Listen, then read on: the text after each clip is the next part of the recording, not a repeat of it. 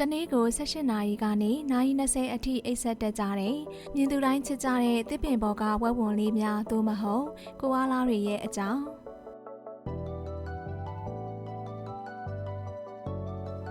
အားလုံးပဲမင်္ဂလာပါရှင်။ဒီနေ့မှာတော့ဩစတြေးလျနိုင်ငံရဲ့အထိမ်းအမှတ်တိရစ္ဆာန်လေးတွေဖြစ်ပြီးချစ်စရာကောင်းတဲ့ရုပ်ရည်လေးတွေကြောင့်လူတိုင်းကအသေးရကြရတဲ့ကိုအားလားလေးတွေရဲ့အကြောင်းကိုတင်ဆက်ပေးသွားမှာဖြစ်ပါတယ်။တကယ်တော့ကိုအားလားကောင်လေးတွေဟာဝက်ဝံမျိုးနယ်တွေကမဟုတ်ကြပါဘူး။အပြင်ပန်းကကြည့်ရင်ဝက်ဝံရုပ်လေးတွေနဲ့တူလို့အများစုကကိုအားလားပဲလို့ခေါ်ခဲ့ကြပေမယ့်တကယ်တော့သူတို့တွေဟာဝက်ဝံမျိုးနွယ်မဟုတ်ကြပါဘူး။သူတို့ဟာသားပိုက်ကောင်ခန်းကလူလေးတွေလိုပဲဘိုင်းမှာအိပ်ပါတယ်သားပိုက်နိုးတိုက်တတဝါမျိုးနွယ်တွေဖြစ်ကြပါတယ်။သူတို့ကိုတော့အိပ်ဆက်ခြင်းပရင်တွေလို့ခေါ်ဆိုနိုင်ကြပါတယ်။ဘာကြောင့်လဲဆိုတော့ကိုအားလားတွေရဲ့ထူးခြားချက်ဟာတစ်နေ့ကို18နာရီကနေနာရီ20အထိအိပ်ဆက်တက်ကြလို့ပဲဖြစ်ပါတယ်။သူတို့တွေဟာဘာလို့ဒီလောက်ထိအိပ်ရတာလဲဆိုရင်သူတို့အဓိကစားတဲ့ယူကလစ်အရွက်တွေဟာအာဟာရဓာတ်နဲ့ပါပြီးအစာချေဖြတ်ဖို့စွမ်းအင်အများကြီးသုံးရလို့ဖြစ်ပါတယ်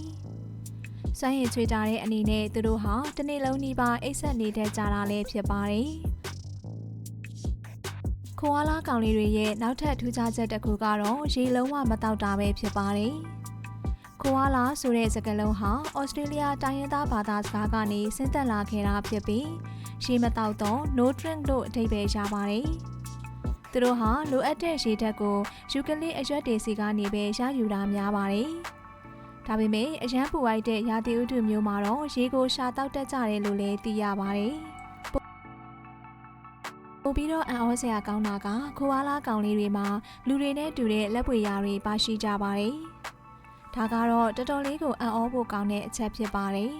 ။ကိုအားလားတွေဟာလူသားတွေလိုပဲထင်ရှားတဲ့လက်ပွေရာတွေရှိကြပါတယ်။သိပ္ပံပညာရှင်တွေကတော့မှကိုအားလားရဲ့လက်ပွေရာနဲ့လူတွေရဲ့လက်ပွေရာကိုမှန်ဘလူးအောက်မှာခွဲခြားဖို့ခက်ခဲတတ်ကြတယ်လို့ဆိုပါတယ်။ကိုအားလားကောင်လေးတွေဟာကိုဝန်ဆောင်ချိန်33ရက်ကနေ35ရက်အထိပဲကြာတတ်ပြီးတော့အကောင်ပေါက်လေးတွေမွေးဖွားလာတဲ့အခါမှာတော့လူတွေထင်ထားသလိုချစ်စရာကောင်းတဲ့အမွေးပွားပွားလေးမဟုတ်နေပဲပဲစီတစ်စိစာခန့်များလို့ပြောရမယ်2စင်တီမီတာများရှိတဲ့အကောင်ပေါက်လေးတွေကိုသာစတင်မွေးဖွားတာဖြစ်ပါတယ်။ကိုအားလားအကောင်ပေါက်လေးတွေကိုတော့ဂျိုဝီလို့ခေါ်ဆိုကြတာဖြစ်ပြီးဂျိုဝီလေးတွေဟာမိခင်ရဲ့ဘိုက်ပေါ်ကနေအိတ်ကက်လေးရှိရာကိုဘသူ့အကူအညီမှမပါပဲကိုယ့်ဘာသာတွားသွားပြီးတော့မိခင်ရဲ့ဘိုက်အိတ်ကက်ထဲကိုရောက်သွားပြီးဆိုတော့မှနိုတီကောင်းလေးကိုရှာပြီးနိုးဆိုရင်နဲ့ရှေ့ဆက်ကြီးပြင်းကြတာလည်းဖြစ်ပါတယ်။ကိုအားလားလေးတွေရဲ့အိတ်ကက်ရဲ့ထူးခြားချက်ဟာသားပိုက်ကောင်လေးလိုအပေါ်ဘက်ကိုအပေါက်ပွင့်တာမျိုးမဟုတ်ပဲ